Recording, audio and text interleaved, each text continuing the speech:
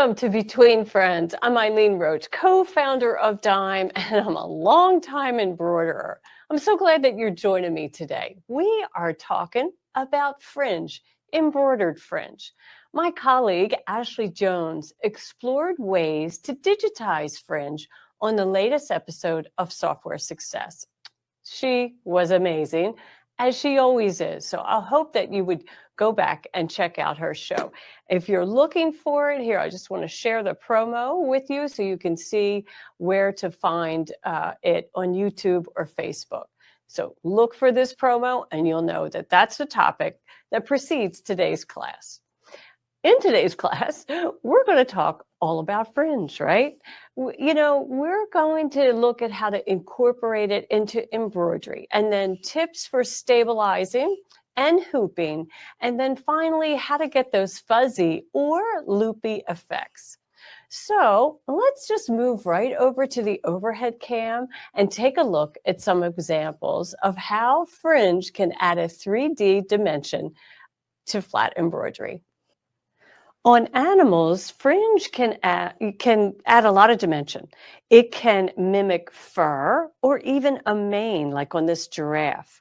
Here we have our, woolly little lamb, and it's adorable to have this dimension at the head. On this little chick, we've added some little fringe to the top, and he just looks, it just dresses him up a little bit, right? It's so cute. Now, flowers, you can do entire blooms that have all fringe, or you can add dimension to just one area. Let's take a look in that side cam so you can just see just how much of that, how much texture you get. Look at that. Isn't that amazing? I just love it. Here, when I lay it down, you can see just how elevated all those stitches are. Isn't that fun? And on my little lace flower, of course, I have to rinse that out. But look at how much loft you get from these stamens in the center of the flower. Just adds interest, makes your embroidery a little bit more exciting, right? Now, let's take a look at some lettering. Just give me a minute here. I got my trays kind of all spread out. But you'll notice on this word, fringe, right? We have fringe on both sides. So the tack down, that satin stitch, that skinny little steel stitch is really what it is. It's very narrow, and that's what holds these longer stitches to the fabric. It tacks it down right in the center with tight little steel stitches so that these will not come loose. Here, look, I'll show you. I can pull on them and tug on them. They're not going to come out. They are permanently secured. This is such a cool technique. But I love how they're two-sided, right? Really adds a nice interest. But look what happens when you add two colors. So now we have blue thread on one side and red on the other. I wish you could feel this. It's so dense. And it's very soft. It's just a beautiful feel to the hand. It kind of feels like a very lush terry cloth towel. You know how they really thick terry cloth towels have that loops that are just so comfortable next to your hand? Same with these fringe letters.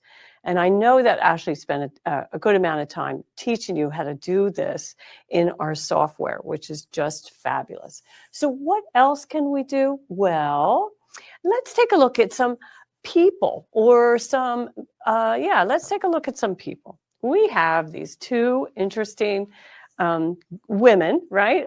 We have the flapper girl here. And then over on this side, we have Sunny Girl, and we made her a poncho and added fringe at the edge. These kinds of techniques really jazz up a design.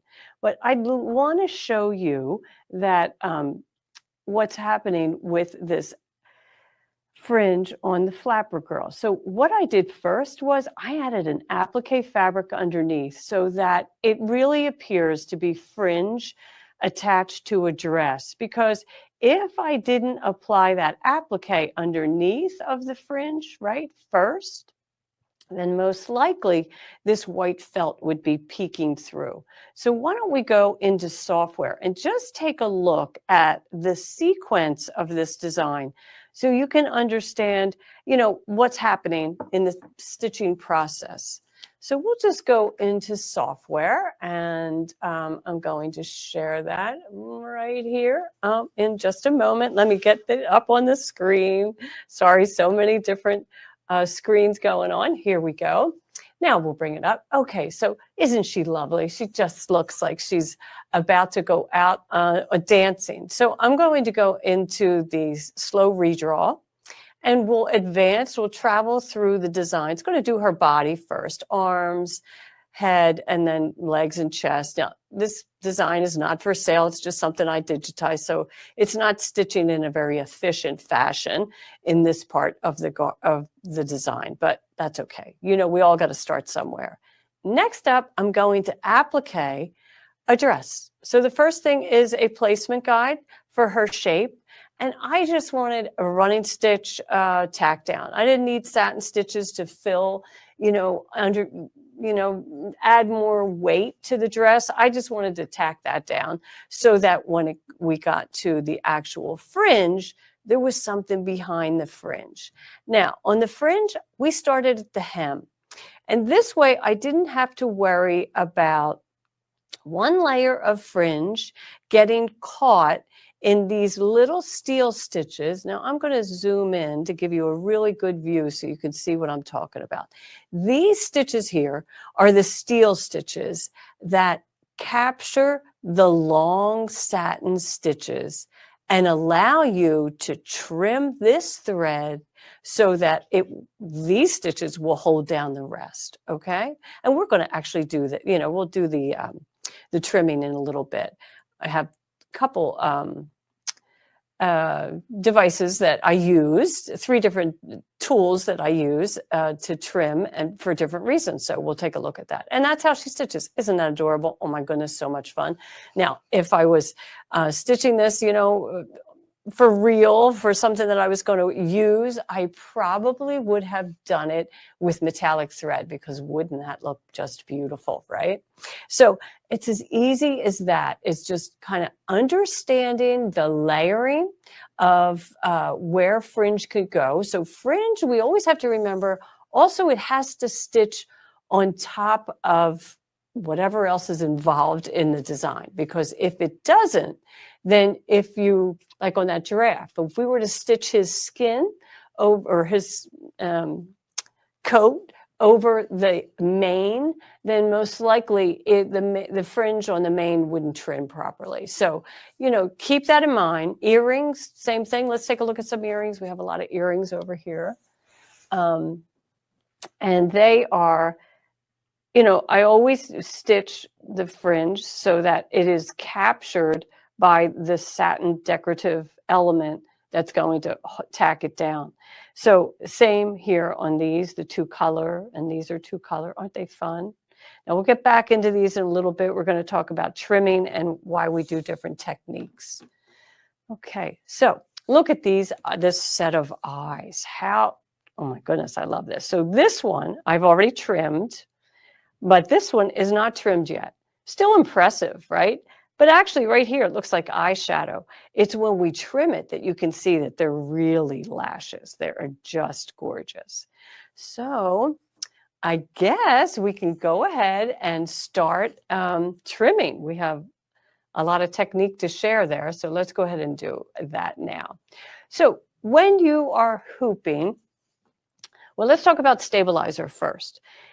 I will admit that it probably gives you more confidence to create fringe on a cutaway stabilizer, because you don't have to worry about harming it, right? When or having it disintegrate in the process of trimming away the fringe. But truth be told, you should use the stabilizer that's appropriate for the fabric. So for instance, if I'm doing earrings, then I most certainly am going to do the sew and wash, right? Completely wash away the mesh type. It's still going to be sturdy enough so that I can trim from the back, but it's strong enough to withhold whatever I'm going to do to it, right? So we don't have to worry about so much about the stabilizer. Now, hooping, I find that Snap Hoop Monster, I just love it because it's such a flat hoop and it allows me to work on the fringe while it's still hooped. Now, most of these we've trimmed right in the hoop. As you can see, this one we already trimmed. Now, notice all that fuzz, right? That's happening there. That's a telltale sign of the tool that we used. And the tool that we used was this stitch ripper, which we are definitely going to use to to remove some of these stitches. So first for this, let's take a look at the eyelashes. So because I want lashes, let's look at that side view. There we go.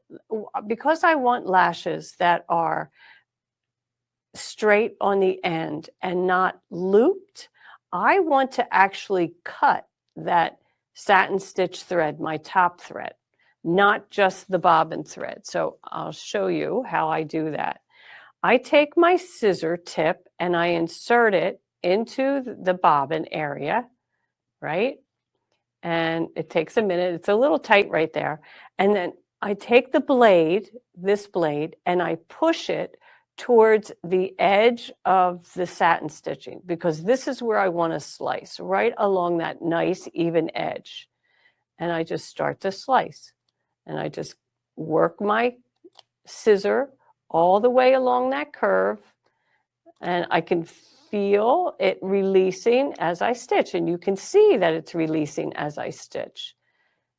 And what this will do is it's going to give me a straight, blunt end lash on the right side of the fabric, which is exactly what I want.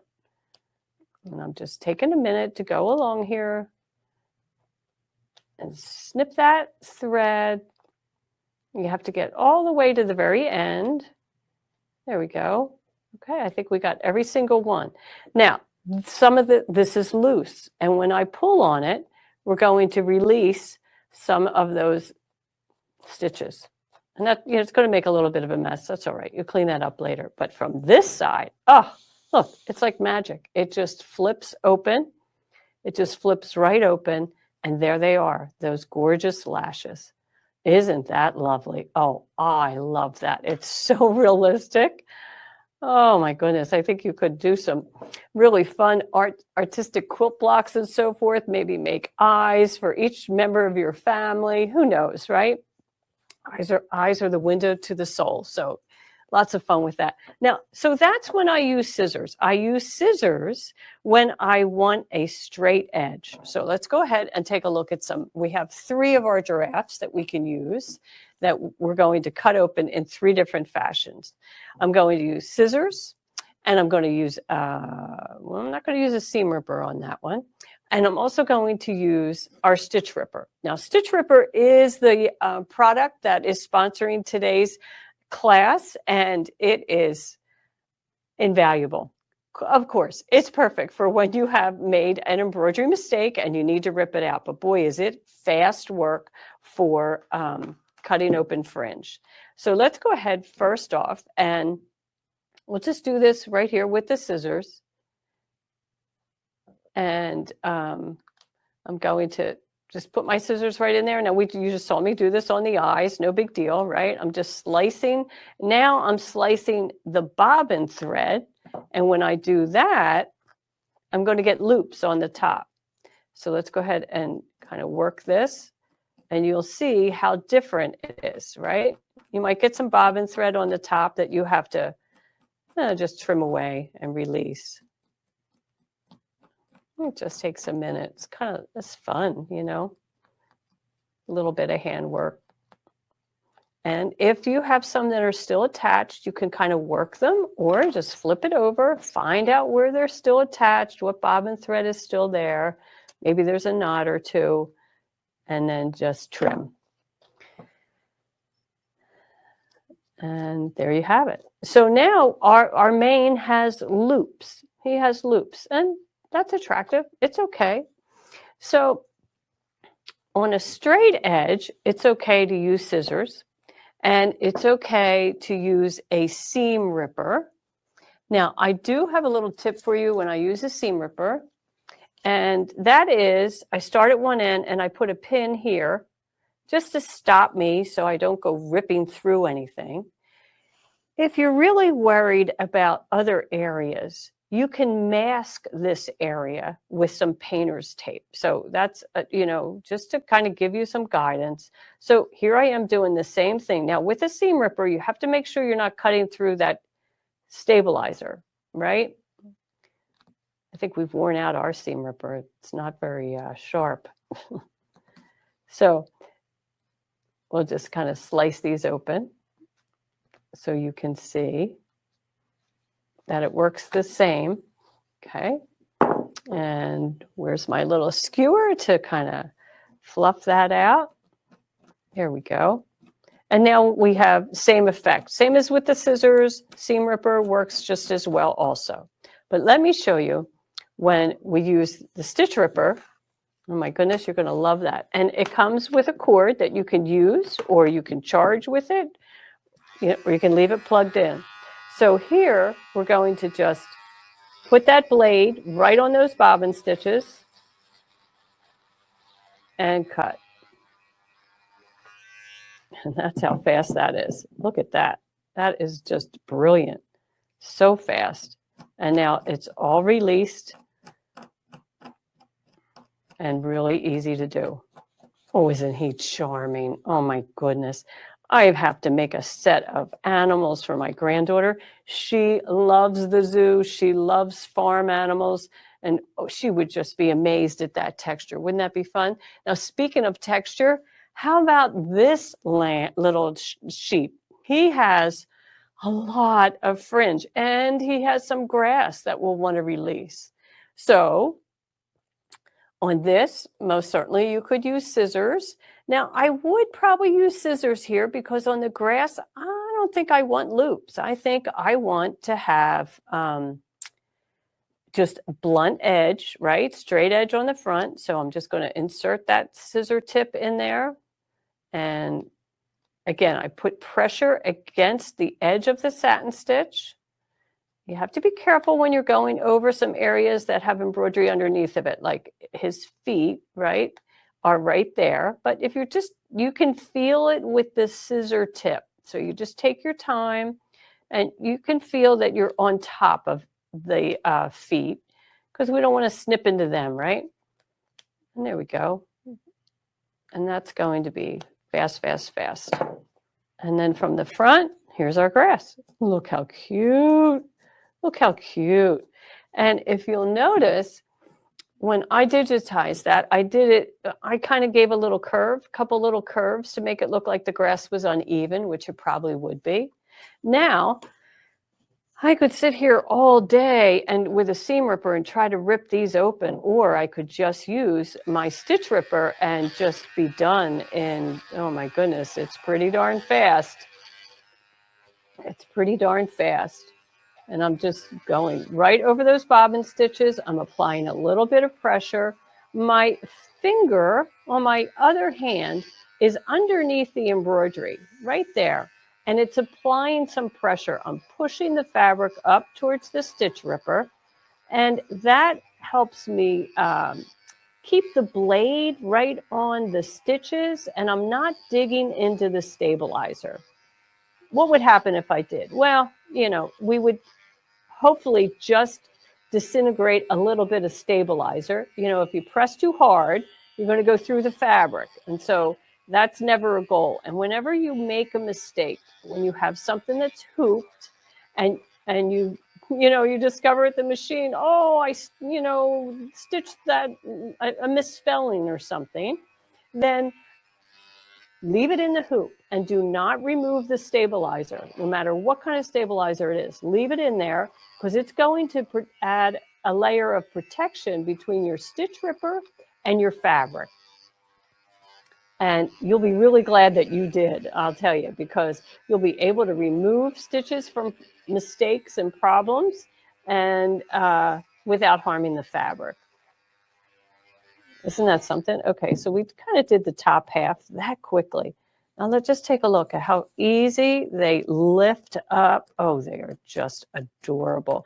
This little guy is going to bring a lot of pleasure to whoever views this embroidery design, right? So wherever you put it, imagine if this was on a flannel fabric, little one's pajamas maybe, or a quilt block, something like that would be really fun. Look at the difference in texture once it's released from the circular stitches below that made up the fringe. So you can just see how natural it looks. Oh my goodness, it's so much fun. So much fun. Now, we have a cute little kind of like a dumpling, a little character here that we have digitized. He's super cute.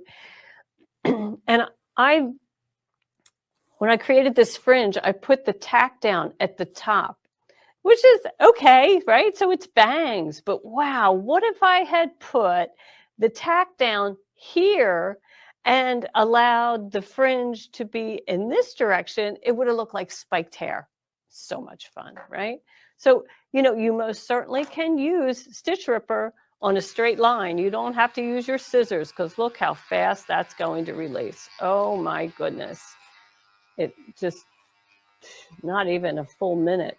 And that's done. And same with this. This will be done. Now, what if these two are going to finish as loops? And if we want to finish it as spiked, straight line, then we put that scissor blade in there and we just trim, right? And remember, I'm applying pressure against that blade.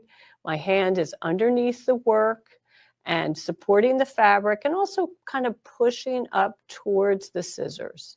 Same as you would with the Stitch Ripper, same kind of technique. And there you have it. Almost right at the end. Okay, now we'll flip them all over.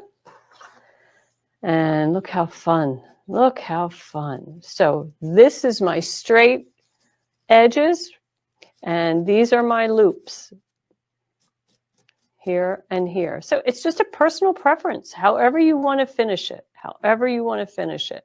I would suggest whenever you are stitching fringe, that you use white bobbin thread or bobbin thread that is not the same color as your top thread, because you want to see where that bobbin work is. I mean, the bobbin stitches are, so you know where to place your blade on the Stitch Ripper, where to use the seam ripper, and where to put the scissor.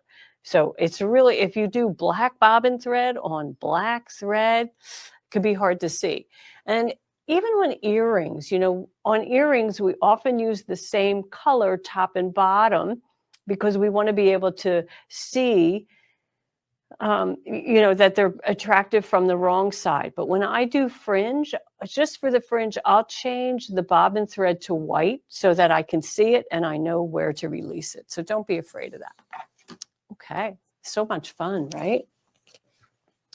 So I hope that you enjoyed seeing those processes, and I know that Ashley covered so much of it and how to digitize, how to play with it in software, and you'll have a lot of fun learning from her also. So our Stitch Ripper is on sale, $74.99. I hope you'll take advantage of that. Of course, Stitch Ripper is also used for other things like problems, right? We already discussed how they're in the hoop and so forth. Well, first, let's take a look at Stitch Ripper and what comes in the box. So you're going to have some instructions. You get 2 blades. You're going to get this wider blade and the skinny one that I was showing today, but we're going to go ahead and switch that. How easy is it? You just pop that off, open up the other one, and pop that in place. It literally just snaps right in place. That easy. It comes with a little brush that you can use to clean it. It also has a little canister of a little vial of oil. So, because it's always good to keep these kinds of tools oiled so that they operate properly. And, it's a good habit to clean it after every use with the brush and then maybe apply a drop of oil before you're using it. Okay, so now that we have this on, let's go ahead and clean up some a complex fill. Here we have 4 different patches. So let's go ahead and work on that red one. Now, a complex fill will take a little bit longer to remove than a satin stitch, right? Because a satin usually has that nice wide column. And we're going to just work at these stitches and, you know, a little motion. There's no harm in that. You can go ahead and, you know, work the blade against those bobbin stitches so that it releases. You know, and it's a big project. It can be a big project. Complex fill stitches are probably the most tedious to remove because they fill a large area, right? I mean, that's what they're called, fills. And, you know, the job that they do is to cover the fabric with many stitches. So you just take a little time to go ahead and work that. And it's going to be a 2-part process, right? You're going to clean off that blade, get that excess bobbin thread away, and then from the front we're going to release those stitches and see how much we were able to remove. And you know, you do kind of manhandle it a little bit. You know, you're going to work with a tool. You know, I like this wooden skewer. It's really handy in my sewing room for a lot of different tasks. I use it under the needle. I use it for all kinds of things. Now we're just going to trim those top threads, and you'll see that will start to help release all those stitches, even from the wrong side. So we're just going to get rid of some of this excess. This is when a vacuum, a little handheld vacuum in your sewing room is so handy, because, you know, this is going to create a lot of thread debris. Some people like to save that. So we'll just kind of work on that. And we'll just keep applying that stitch ripper to the back until we get rid of all that stitching. And if, you know, it takes a little while. It just, you know, it's a good thing to do in front of the television, maybe. It's okay if this is still in the hoop. We had taken this sample out, but if I was at home, I would probably still have this in the hoop, because I would probably try to correct it once I get everything removed. If I had planned on stitching this in a different color, maybe. Sometimes that happens to me. The wrong thread is on the multi-needle machine, and I didn't pay attention to that when I pressed go. And so I might remove all those stitches so that I can come back and restitch it in the proper color. And as you can see, they're releasing. They sure are. Imagine if I was trying to do that with a seam ripper. Oh man, I'd be there a week of Sundays for sure. And you know, you're going to be patient. You're going to take your time and work on that till it's completely gone. And notice in the middle, it's, you know, just about all released, right? We just have to work a little bit more on the outside edges, and before you know it, it'll be all done. Today it is on sale, and I hope that you take advantage of it. It's only $74.99. Now, Ashley Jones is going to be back, not next week, but on May 20th for her Software Success. And you don't want to miss one of her shows, because she's just a delight. She's a wealth of knowledge and so eager to share. My goodness, she's very generous with her knowledge. So I hope you'll take advantage of that. I'll be back next week on Thursday at 1 o'clock on May 15th. And we're going to be doing, I think, metallic thread, kind of a favorite of everybody's, right? We really appreciate it when you like us on Facebook and subscribe to our YouTube channel, because it tells us that we're delivering the content that you want. So please do that for us. We really do appreciate it. And share your projects. Use the Dime Sew Along hashtag, or On the House, or exquisite thread, and we'll find those posts that you've shared, and we'll put them in a reel so that we can see what you've been stitching.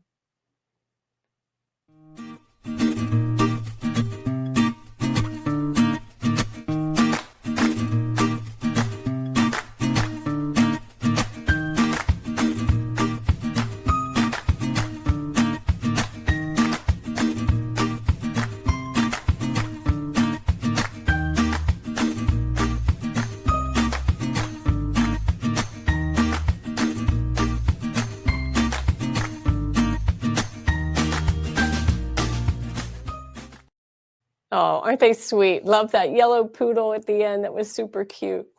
And the quilt block before it. So where are you going to find these free designs? Well, right now, they are on the DZGNS website. And if you go to embroidery and free designs, you'll find it there.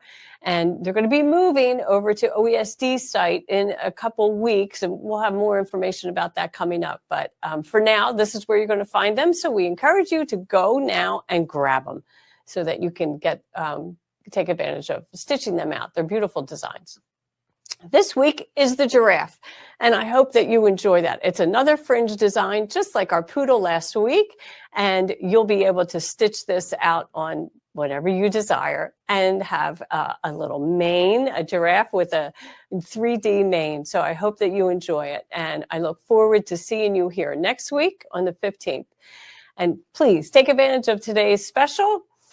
It's the Stitch Ripper, and boy, it's applicable to lots of tasks in the sewing room.